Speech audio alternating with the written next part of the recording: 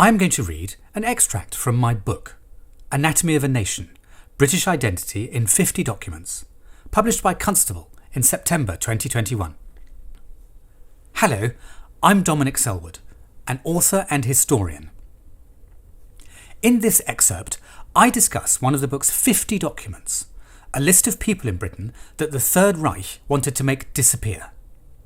Here it is from chapter 38, entitled SSGB, Hitler's Targets in Britain. According to a directive signed in early September 1940, once Britain had been taken, all able-bodied British men between the ages of 17 and 45 were to be interned and deported to the continent. There was no similar order for any other country to be invaded, suggesting the Nazis were anticipating a high level of underground resistance. This is also clear from the order that anyone found with an anti-German placard would be shot immediately, as would anyone who failed to surrender all firearms or radio sets within 24 hours. The spearhead of the Nazis' ideological war in Britain would be the SS, acting through its political police and military wings. In Europe, its special task forces, the Einsatzgruppen, carried out mass liquidations, and detachments were ordered to accompany the invasion army to Britain and set up regional bases at Bristol, Birmingham, Liverpool, Manchester and Edinburgh or Glasgow, answering to a central command and control hub in London. Not all German officers and soldiers were familiar with Britain, so they were to be issued with the Information Book GB, compiled by the Reich Main Security Office, which managed the bewildering divisions of the SS. This specially prepared manual gave detailed descriptions of Britain's topography, transport infrastructure, institutions and dangerous organisations, including the Church of England, public schools and the Boy Scouts, which was specifically identified as, quote, an excellent source of information for the British Intelligence Service, unquote. The Information Book GB project was led by SS Sturmbannführer Walter Schellenberg, head of the SD, the SS Security Services, who was to be overall head of police in Britain. He was a rising star in Himmler's world, not least for running Berlin's notorious Salon Kitty, staffed with prostitutes trained to extract secrets from senior Nazi politicians and military officers. Far more ominous than the Information Book GB, Schellenberg's office compiled another book with a more lethal purpose. The 376-page Specially Wanted List GB was to be issued to the Special Task Force liquidation squads with orders to hunt down almost 3,000 named individuals. This is a selection. Astor, lady, hostile to Germans. Baden-Powell, lord, founder of the Boy Scout movement. Coward, Noel.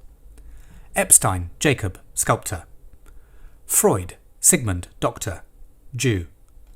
De Gaulle, former French general. Pankhurst, Sylvia, secretary of the Women's International Matteotti League. Pevsner, Nikolaus, doctor, private lecturer, emigrant. Russell, Bertrand. Weizmann, Chaim, chemistry professor, leader of all England's Jewish associations.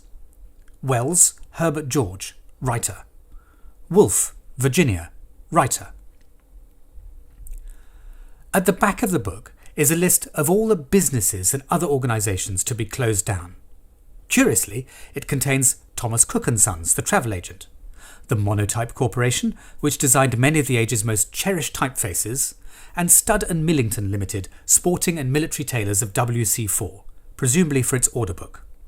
All were to be dragged before the Gestapo's Scandinavian counter-espionage desk. The SS was not only interested in rounding up people, Britain was also to be comprehensively asset-stripped. The British Museum, National Gallery, National Portrait Gallery, Wallace Collection, Ashmolean Museum, and dozens of other homes to art, sculpture, valuable objects, manuscripts and books were to be systematically looted. To mark the country's humiliation, Nelson's column was earmarked to be dismantled and set up in Berlin, and the headquarters of the Nazi government was to be triumphantly established in Churchill's family home at Blenheim Palace. That's the end of the book extract, but I'll add a few more thoughts. The information in the specially wanted list was manifestly meticulously researched, procured and stored. The extraordinary level of detail was not cobbled together from a few old telephone directories and interviews with a pre-war ambassador or two. It had been compiled over a long period and was also impressively up to date, with specific addresses for each listed individual. Chaim Weizmann, for instance, was listed as resident at the Reform Club in Pall Mall. As we know, the Einsatzgruppe never arrived. The Third Reich failed to clear the skies over the south of England, so the ground invasion never came. Instead, Hitler looked east and invaded Russia. What may have happened, though, is always intriguing. Amazingly, in 1974, 30 senior commanders from Britain's and Germany's armed forces met at the Royal Military Academy Sandhurst in Berkshire, where they wargamed the invasion using all known plans and data from 1940. The result was declared unanimously by both sides. The advance wave of German infantry successfully landed and secured beachheads, but the Royal Navy rapidly took control of the channel and blocked the far larger follow-up waves of tanks and heavy armour. The invading infantry on the beaches was therefore left marooned. 37% were taken captive, 29% killed, 17% drowned, and 17% evacuated back to France. The specially wanted list, of course, has relevance beyond World War II. In its personalities and experts, unions and social clubs, learned societies and cultural groups, it discloses that the sentinels of democracy are not the politicians or the judges, who are quickly swept away, but the people and groups who stand for so many things. It is that deep cauldron of infinitely varying ideas that ideologues focus on destroying because their simplistic, bland fare cannot survive contact with all those flavours. You can download a full scan of an original specially wanted list, the Sonderfahndungsliste, from the Hoover Institution's website.